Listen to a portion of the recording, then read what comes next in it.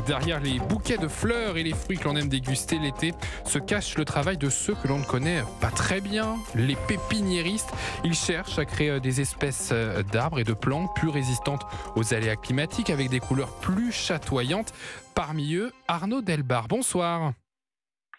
Bonsoir. Vous êtes le dirigeant de Pépinière et Roseraie Georges Delbar. Votre entreprise est a avant tout une histoire familiale. Est-ce que vous pouvez nous raconter son histoire déjà ? Oui, écoutez, avec joie. C'est une entreprise qui a aujourd'hui 83 ans. C'est mon grand-père qui l'a créée en 1935 dans l'Allier, à côté de Moulins-Vichy, dans le centre de la France, en Auvergne. Et ensuite, mon grand-père a fait cette entreprise. Ensuite, mon père et ses frères ont repris la suite. Et moi, je suis à la tête de cette entreprise depuis maintenant une quinzaine d'années. Les travaux de Georges Delbar, votre grand-père, sur la recherche de nouvelles variétés de roses, elles sont un succès. Combien de variétés a-t-il créé ? Écoutez, il en a créé, je pense, alors on en crée tous les ans à peu près 70 000. D'accord. Nous créons tous les ans 70 000 nouvelles variétés de roses. Nous créons tous les ans à peu près 10 000 variétés de fruits. Alors créer, ça veut dire quoi ? Ça veut dire croiser deux variétés et faire naître des enfants. Comme nous.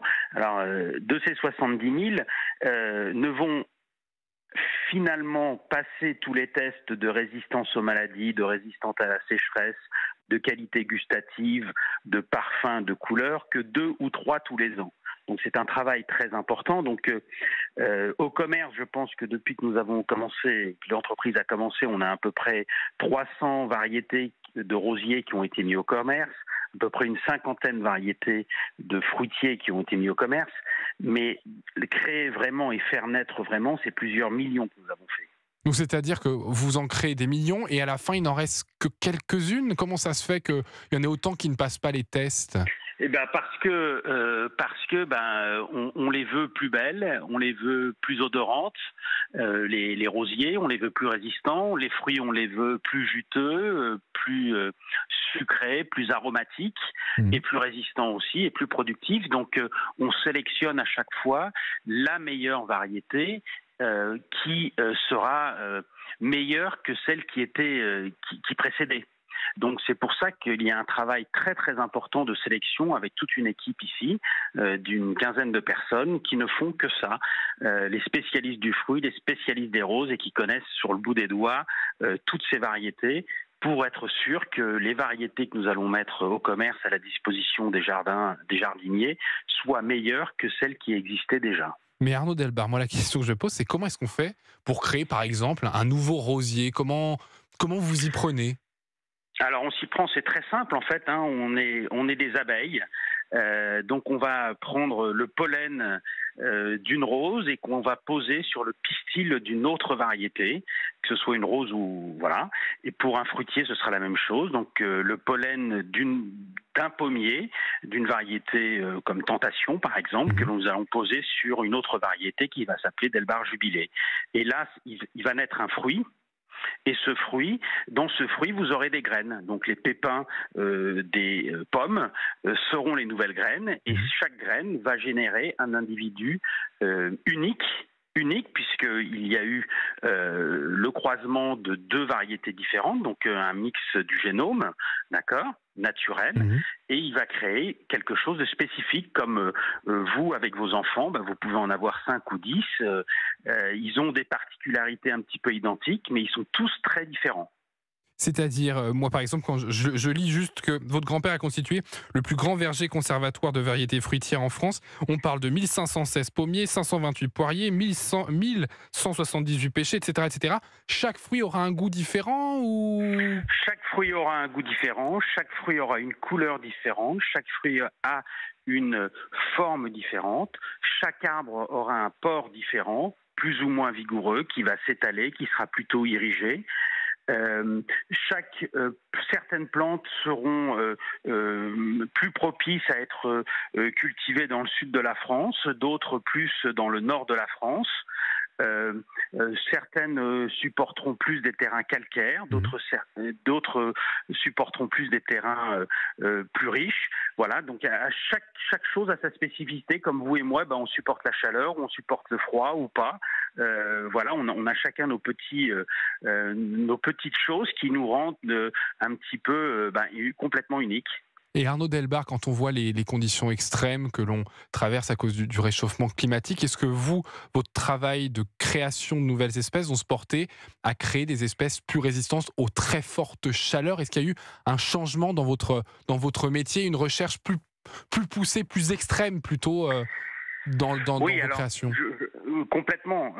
Aujourd'hui, on est bien sûr au fait de ces choses-là, et on en est au fait puisque nous travaillons dans la nature, nous multiplions ensuite ces variétés, donc il faut faire pousser ces plantes. Donc on sait exactement ce que ça veut dire que le réchauffement climatique, que ça veut dire d'avoir beaucoup plus de précipitations à un certain moment, de ne pas en avoir à d'autres, d'avoir des gels qu'on n'avait pas prévus. Donc on subit ça de plein fouet avant l'utilisateur final. Donc bien sûr qu'on cherche. Alors on cherche de différentes manières. Par cette sélection dont je vous ai expliqué, 70 000 variétés, 2 ou 3 à la fin de la sélection. Une variété nous prend généralement pour un rosier entre 7 et 9 ans de sélection avant de pouvoir dire voilà, ça c'est une variété qui est intéressante. Le fruitier, c'est entre 20 et 25 ans, donc c'est vraiment, on est dans le temps long, très très long, parce qu'on a besoin de connaître comment les plantes, la variété, va réagir à toutes les différences climatiques possibles. Donc, on a mis des choses en place. Et puis aussi, il n'y a pas simplement que la création variétale, mais il y a aussi l'adaptation du jardinier par rapport à ces conditions-là. On arrose simplement le soir, ou le matin très tôt, on n'arrose pas en pleine canicule. Donc c'est quoi? C'est chercher des plantes qui vont être moins gourmandes en eau, par exemple? Oui, alors c'est chercher des plantes qui seront peut-être moins gourmandes en eau, mais c'est surtout des plantes qui vont résister plus à des différences de température importantes. Par exemple, vous avez des rosiers, s'il fait très très chaud, les fleurs vont complètement sécher. Donc on va chercher des variétés et avoir un programme spécifique pour faire en sorte que si vous avez des températures extrêmes à 35, 40 ou plus pendant plusieurs jours, malgré ça, les pétales ne dessécheront pas et la fleur pourra s'épanouir pleinement et apporter sa couleur, apporter son parfum, apporter sa beauté et son romantisme. On a dit créer des nouvelles espèces pour faire face au réchauffement climatique, mais est-ce qu'à contrario, il y a des espèces que vous avez développées il y a des dizaines d'années en arrière qui maintenant vous ne pouvez plus les vendre parce que, au vu des conditions climatiques, elles ne sont plus viables, enfin elles ne pourront plus se développer correctement? Alors,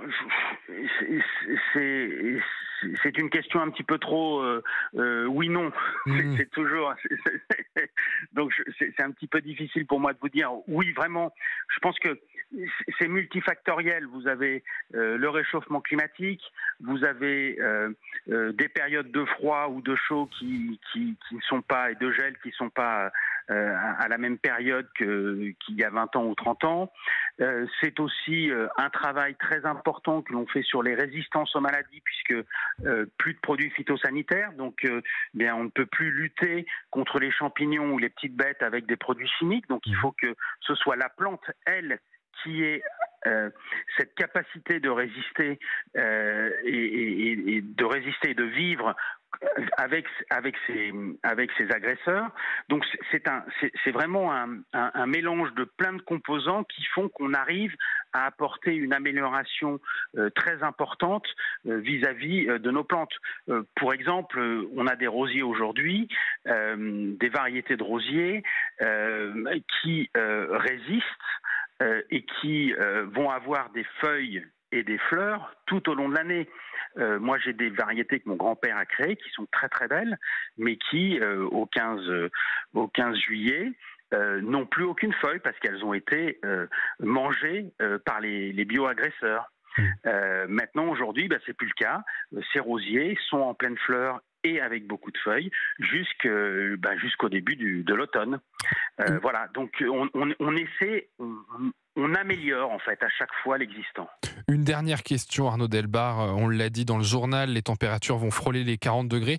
Comment, pour ceux qui ont un jardin, bien protéger ces rosiers, ces arbres fruitiers en cette période de canicule? Est-ce que vous avez des conseils à leur donner? Bon, bah écoutez, là je pense qu'il faut être patient.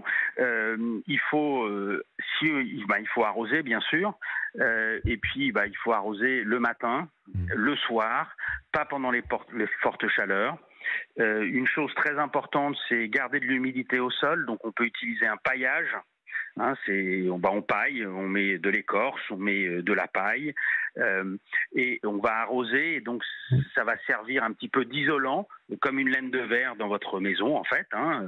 L'eau va rester dessous et puis elle va s'évaporer moins vite, donc elle va pouvoir rester là et apporter de l'eau aux plantes. Voilà. Merci Arnaud Delbar, dirigeant de pépinières et roseraie Georges Delbar, d'avoir été mon invité.